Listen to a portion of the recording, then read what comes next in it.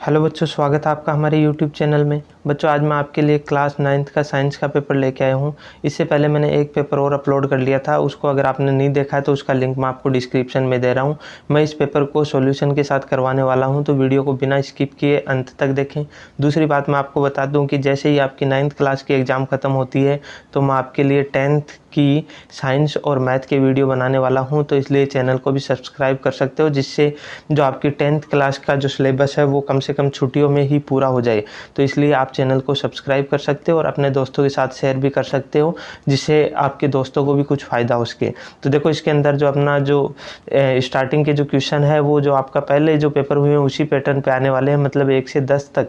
मतलब जो first question है उसमें 10 पार्ट होने वाले हैं और 10 में एक एक नंबर के क्वेश्चंस आने वाले हैं। उसके बाद देखो, जो आपका सेकंड नंबर का क्वेश्चन, सेकंड से 11 तक जो क्वेश्चन है वो आपके एक एक नंबर के आने वाले हैं। तो इसमें देखो, मैं इनके सॉल्यूशन करवाने वाला हूं आपको। तो इसमें देखो, जो आपका पहला क्वेश्चन है, दो अघुलनशील द्रवों के मिश्रण को पृथक करने वाली विधि है। मतलब कोई भी दो अघुलनशील द्रव है, इसमें आप इनको पृथक करने के लिए कौन सी विधि काम में लेंगे? पृथक्करण की द्वारा। इसके बाद अगला जो क्वेश्चन है आपका, दो या दो से अधिक पदार्थों के समांगी मिश्रण को क्या कहेंगे? समांगी मिश्रण को कहते हैं विलयन। मतलब ऐसा मिश्रण जिसमें पदार्थ पूरी तरह से घुल जाए तो वो क्या कहलाता है? विलयन कहलाता है। उसके बाद देखो, परमाणु सिद्धांत किस वैज्ञानिक ने दिया? तो परमाणु सिद्धांत किसने दिया था? डाल्टन ने दिया था। उसके बाद देखो, अगला जो क्वेश्चन है, मोल शब्द किस वैज्ञानिक ने दिया था? तो मोल जो शब्द था वो किस वैज्ञानिक ने दिया था? ओस्टवाल्ड ने दिया था। उसके बाद अगला जो क्वेश्चन है, प्रोटॉन तथा न्यूट्रॉन तथा प्रोटॉन की संख्या के योग को क्या कहते हैं? मतलब कोई भी नाभिक होता है और नाभिक में क्या होते हैं? कोई भी नाभिक होता है, नाभिक में क्या होते हैं? प्रोटॉन और न्यूट्रॉन होते हैं। तो इनकी संख्या को क्या कहते हैं हम? इनकी संख्या को हम द्रव्यमान संख्या कहते हैं। मतलब जो कोई भी आपका जो परमाणु होता है उसका सारा का सारा जो भार है या द्रव्यमान जो है वो कहाँ होता है? वो नाभिक में होता है। उसके बाद देखो, अगला जो क्वेश्चन आपका, गुरुत्वाकर्षण के सार्वत्रिक नियम के अनुसार गुरुत्वीय बल का सूत्र क्या होगा? तो गुरुत्वीय बल का सूत्र होता है F बराबर G m1m2 upon D square है। ये यहाँ पे d2 नहीं है, डी स्क्वायर है। उसके बाद देखो, अगला जो क्वेश्चन आपका, m की किसी वस्तु के भार का मान बराबर होगा। देखो, कोई भी वस्तु है, उसका कोई भी द्रव्यमान है तो उस पे अपना जो गुरुत्वाकर्षण बल है वो भी काम करता है। जैसे अपने पास हमने क्या किया है कि 1 किलो चीनी ली है, तो ये चीनी का वजन नहीं है 1 किलो, इसमें अपना जो गुरुत्वाकर्षण है उसका भी मान शामिल है।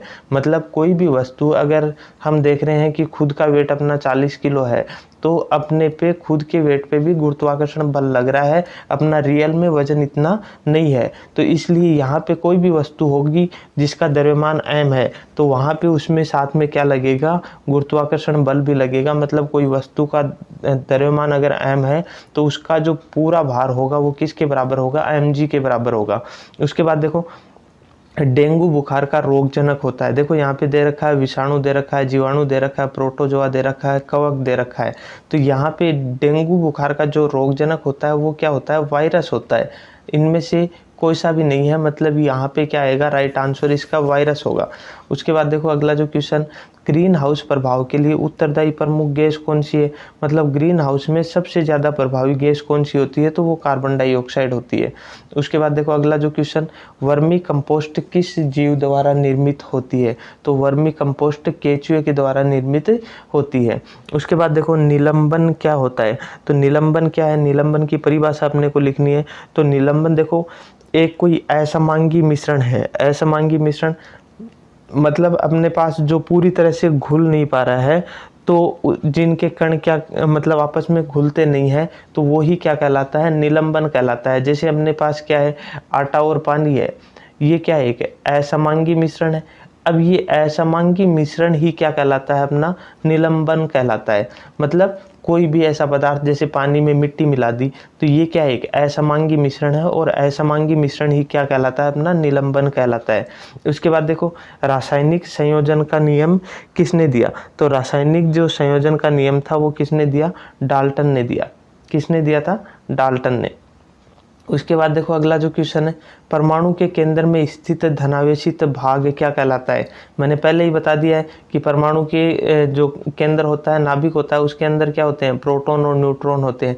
तो प्रोटॉन पे क्या होता है, पॉजिटिव चार्ज होता है, और न्यूट्रॉन पे कोई भी चार्ज नहीं होता, मतलब जीरो, मतलब शून्य आवेश होता है। और उसके बाद जो अपना इलेक्ट्रॉन होता है उस पर नेगेटिव चार्ज होता है। मतलब जो अपना प्रोटॉन होता है वो तो पॉजिटिव होता है, इलेक्ट्रॉन नेगेटिव होता है, और जो न्यूट्रॉन होता है उस पर कोई भी चार्ज नहीं होता, ये न्यूट्रॉन है ना। उसके बाद देखो अगला जो क्वेश्चन है, आत्मघाती थैलियाँ किन्हें कहा जाता है। मतलब जो आत्मघाती थैली है वो उनको किसको कहते हैं, आत्मघाती थैलियाँ।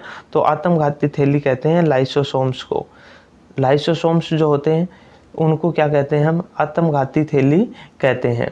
उसके बाद देखो, सरल रेखीय गति से आप क्या समझते हैं, मतलब सरल रेखीय गति क्या होती है। तो देखो कोई भी बिंदु हो, जैसे अपने पास कोई ग्राफ बनाया हमने इस तरह से, और उसके बाद एक सीधी रेखा में जो गति होती है वो क्या कहलाती है, सरल रेखीय गति कहलाती है। मतलब कोई भी ग्राफ है और ग्राफ में क्या अपने पास एक सीधी रेखा में गति होती है, वो क्या कहलाती है, आपकी सरल रेखीय गति कहलाती है। उसके बाद देखो अगला जो क्वेश्चन आपका, संतुलित बल से आप क्या समझते हैं। मैंने पिछले वीडियो में भी बताया था। तो संतुलित बल क्या होता है, देखो जैसे अपने पास कोई वस्तु है, यहाँ पे कोई वस्तु रखी हुई है। अब देखो एक बल आपके इस पे इधर से लग रहा है, एक बल इधर से लग रहा है, एक बल इधर से लग रहा है, और एक बल इधर से लग रहा है। मतलब कितने भी बल इस पे लग रहे हैं, चारों तरफ से हजारों की संख्या में अगर कोई वस्तु पे बल लग रहे हैं, लेकिन इस टोटल बल का मान क्या हो, शून्य हो जाए। मतलब चारों तरफ से जो बल लग रहा है उसमें उस वस्तु की स्थिति में कोई भी परिवर्तन नहीं आ रहा, तो वो क्या कहलाता है, आपका संतुलित बल कहलाता है। मतलब किसी वस्तु पर बल लगाने पर उसमें कोई भी विस्थापन नहीं हो, या ये बोल सकते हैं कि बल का मान क्या हो, शून्य हो, तो वो क्या कहलाता है, आपका संतुलित बल कहलाता है। उसके बाद देखो, पृथ्वी के चारों ओर चंद्रमा की गति के लिए उत्तरदायी बल कौन सा है। देखो कोई भी वस्तु है, जैसे हम बोल रहे हैं कि जो ग्रह हैं, उपग्रह हैं, वो आपस में चक्कर लगा रहे हैं, अपनी निश्चित कक्षा के अंदर चक्कर लगा रहे हैं। तो कोई भी वस्तु या कोई भी पिंड का एक निश्चित कक्षा में चक्कर लगाने के लिए सबसे ज़्यादा जो उत्तरदायी बल होता है वो कौन सा होता है, गुरुत्वाकर्षण बल होता है। कौन सा बल होता है, गुरुत्वाकर्षण बल। देखो कोई भी वस्तु है, अगर उनमें गुरुत्वाकर्षण में कोई भी फर्क आ जाए तो वो आपस में क्या होंगे, या तो नज़दीक आ सकते हैं या दूर जा सकते हैं। इसलिए अपना जो गुरुत्वाकर्षण है, जिसका मान 9.8 मीटर प्रति सेकंड स्क्वायर होता है, तो वो हर एक पिंड पे लगता है। अब जैसे अलग अलग जगह पे, जैसे मतलब हम यूनिवर्स की बात करें, ब्रह्मांड की बात करें, तो ब्रह्मांड में अलग अलग पिंडों पे अलग अलग गुरुत्वाकर्षण बल लगता है। हम पृथ्वी की बात करते हैं तो पृथ्वी पे अलग भी गुरुत्वाकर्षण बल लगता है। लेकिन आपस में इन दोनों को, या जो भी पिंड हैं आपस में जुड़े रहते हैं, तो उनमें सबसे मुख्य भूमिका होती है गुरुत्वाकर्षण बल की। उसके बाद देखो, प्रकाश की किरण का प्रसारित होना या फैलना क्या कहलाता है। देखो कोई भी प्रकाश की किरण है, कोई भी मतलब अपने पास कोई भी सतह है, जैसे अपने पास क्या होती है, एक तो प्लेन सरफेस होती है, समतल सतह होती है, एक अपने पास खुरदरी सतह होती है। अब देखो इसमें क्या है कि जैसे अपने पास कोई भी प्लेन सरफेस है, उस पर प्रकाश की किरण पड़ेगी और वो एक निश्चित मतलब एंगल के साथ वापस मुड़ जाएगी। मतलब जिसमें इसमें देखो कहीं पे भी कोई भी किरण पड़ेगी तो इसमें एंगल का मान हमेशा क्या रहेगा, समान रहेगा। लेकिन यही अगर अपने पास जो खुरदरी सतह है, तो इसमें अगर प्रकाश की किरण पड़ेगी तो वो क्या करेगी, कभी इधर जाएगी, या फिर दोबारा पड़ी तो वो वापस से इधर जा सकती है। मतलब जिस तरह से आपकी जो सरफेस है, सतह है, वो खुरदरी है, तो उसके अकॉर्डिंग वो एंगल बनाती हुई, कोण बनाती हुई वो एक जगह से दूसरी जगह पे फैल जाएगी। तो ये प्रकाश की घटना क्या कहलाती है, आपकी विसरण कहलाती है। क्या कहलाती है, विसरण कहलाती है। उसके बाद देखो अगला जो क्वेश्चन है, कोशिका की खोज किसने की थी। तो देखो कोशिका की खोज किसने की थी, रॉबर्ट हुक ने की थी। किसने की थी, रॉबर्ट हुक ने। उसके बाद देखो अगला जो क्वेश्चन है आपका, पशुधन के प्रबंधन को क्या कहते हैं। मतलब पशुधन का जो प्रबंधन होता है उसको क्या कहते हैं, हम डेयरी प्रबंधन कहते हैं। क्या कहते हैं, डेयरी प्रबंधन कहते हैं। उसके बाद देखो अगला जो क्वेश्चन आपका, कोलाइड विलयन क्या होता है। देखो ये आपके 2-2 नंबर के क्वेश्चन है, आप इनको देख सकते हो। उसके बाद देखो इसमें मैं आपको 40 नंबर का क्वेश्चन और करवाने वाला हूँ। इसमें देखो निम्नलिखित यौगिकों के रासायनिक सूत्र लिखिए। देखो मैग्नीशियम क्लोराइड, तो मैग्नीशियम क्लोराइड का फॉर्मूला होता है Mgcl2। देखो इनके फॉर्मूले लिखने के मैं तरीका आपको बता दूं। देखो जैसे अपने पास मैग्नीशियम क्लोराइड है, तो मैग्नीशियम की अपने को संयोजकता देखनी है। देखो अपने पास हम क्या कर सकते हैं, इनको लिखेंगे। देखो यहाँ पे जैसे अपने पास क्या है, मैग्नीशियम है, उसके बाद देखो क्या है, क्लोरीन है, मैग्नीशियम क्लोराइड। तो मैग्नीशियम और क्लोराइड दोनों के अपने को मतलब जो प्रतीक है, तत्व के प्रतीक हैं, वो अपने को लिखने हैं। उसके बाद देखो मैग्नीशियम की संयोजकता इसके नीचे लिखनी है। मैग्नीशियम की कितनी होती है, 2 होती है, और कैल्शियम की कितनी होती है, 1 होती है। ठीक है ना। इनके इलेक्ट्रॉनिक विन्यास देख के आप इनकी जो संयोजकता है वो निकाल सकते हैं। फिर क्या करते हैं हम, जो मैग्नीशियम की संयोजकता है वो तो क्लोरीन के नीचे लिखेंगे, और क्लोरीन की संयोजकता है वो मैग्नीशियम के नीचे लिखेंगे। मतलब Mg तो कितना है, देखो क्लोरीन की संयोजकता कितनी है, मतलब मैग्नीशियम के नीचे हम 1 लिखेंगे और क्लोरीन के नीचे हम क्या रखेंगे, 2 रखेंगे। मतलब 1 का कोई अस्तित्व नहीं होता, तो यहाँ पे क्या हो जाएगा, फॉर्मूला MgCl2 होता है। उसके बाद देखो आप क्या, कार्बन टेट्रा क्लोराइड। अब देखो अपने पास क्या है, कार्बन है, उसके बाद देखो क्लोराइड है। ठीक है ना। अब इसमें देखो अपने पास क्या है कि टेट्रा क्लोराइड, मतलब अपने को क्या दे रखे हैं, 4 कार्बन। टेट्रा का मतलब क्या होता है, 4 होता है। तो इसका जो फॉर्मूला हो जाएगा वो क्या हो जाएगा, CCl4 हो जाएगा। तो इस तरह से आपके ये क्वेश्चन आने वाले हैं। उसके बाद देखो आपका जो ये 15 नंबर का क्वेश्चन है, इसमें देखो दोनों वस्तु A व B के मध्य तुल्य बल ज्ञात करना है। तो उसके बाद देखो द्रव्यमान व भार में अंतर।